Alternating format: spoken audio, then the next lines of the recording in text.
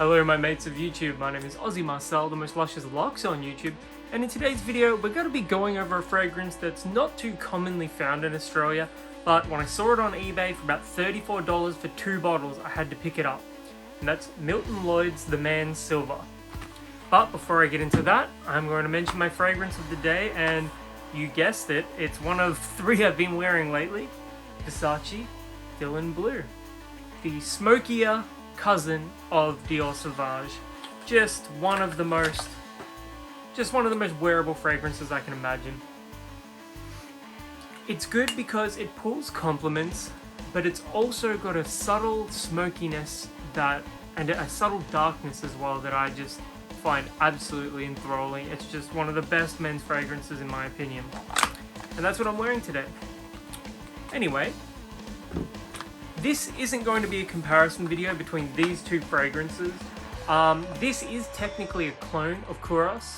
However, I'm going to save the huge comparisons and, you know, a war video, so to speak, between these for another day. And in this one, I'm just going to be focusing on Milton Lloyd's The Man Silver. Packaging is basic, it's white with some silver and red accents. Aromatic, green, honey, floral, vanilla, and musk. And let me just tell you straight away, that's what you're going to be getting with this, but you're also going to be getting a hell of a lot more than that. And here's the bottle. It's unassuming, it's very basic, and it's a little cheap looking.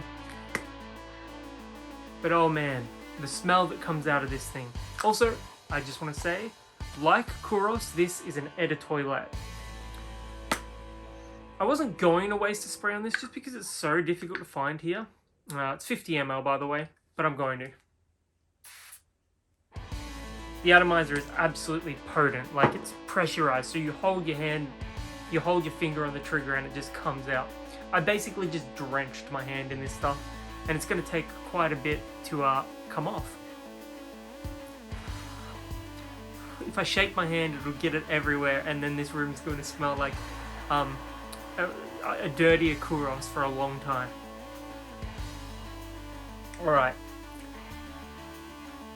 You pick up that barnyard musk straight away. I'm talking like, if you're like me, if you're in Australia and you've grown up around the country, like I'm on the coast here, but if you're like me and you've been to some farms around here before, this is like hay, warm animal fur, and piss.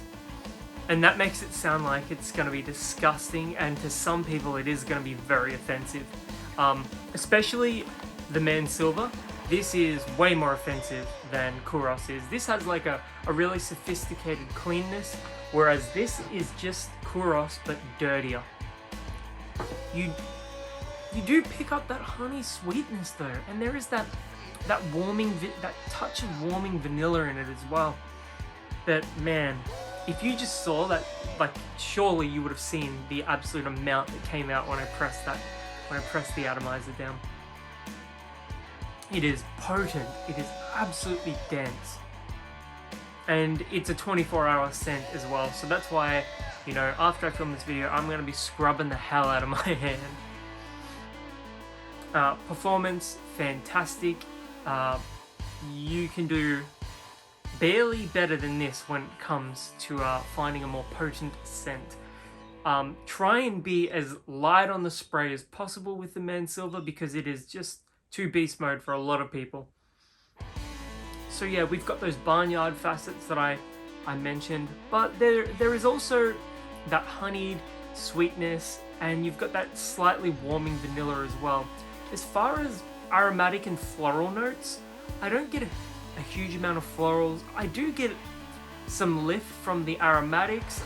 There is a herbal quality to it that you don't find in Kouros, for example. Like, there's not a lot of herbal notes in this that I really pick up. But with the Man Silver, I do get a little bit of that lift from some of those herbal notes. Like, I don't get Artemisia or anything, but Artemisia is one of those notes that really I find stands out and acts as like a bright green note. And I get something similar to that here. So the Man Silver is just an incredible fragrance. it is not going to be for everyone, and I imagine that a lot of you are going to really dislike it, because even though Kouros is an incredible fragrance and it's classy, it's sophisticated, and it's like the perfect balance between that clean and dirty, this is way more animalic, way dirtier, and think of it like the wild little brother of the sophisticated elder brother that is Kouros. This is the one that's making all of the right decisions. He's gone to university, he's getting a degree. This guy is a wild child still, you know, he's wearing a leather jacket, he's rebellious, and he's pissing people off. And you're going to piss some people off when you wear this, so be careful, because it does have that element to it. But if I'm being completely honest with you, that's kind of one of the reasons why I like it. Fragrances should be for yourself and yourself alone. As much as I would never criticize anyone for wearing a fragrance just to get compliments, I mean, a lot of people that watch these videos are looking for cheap fragrances that are gonna get them compliments, and that's awesome. But fragrances like this, you wear for yourself and yourself alone, and that's why individual fragrances, they give you that sense of individuality, are just really beautiful in my opinion. And if I had to pick between this and Kouros, it'd be a really tough choice, just purely based on the fact that this is a lot stronger, and with some of the things I've seen online, people say it's a lot similar to the older formulations of Kouros. But there is just something really classy and elegant about Kouros that I really enjoy, and so maybe for that reason alone I'd pick Kouros over this. But if your main goal is to just smell musky and like an animal, and you want to piss people off and get in their faces with your fragrance, the Man Silver is going to be the fragrance for you. Anyway, if you've ever worn this one before, let me know in the comments below. My name is Aussie Marcel, this is Milton Lloyd's The Man Silver, and until the next video, catch you guys around.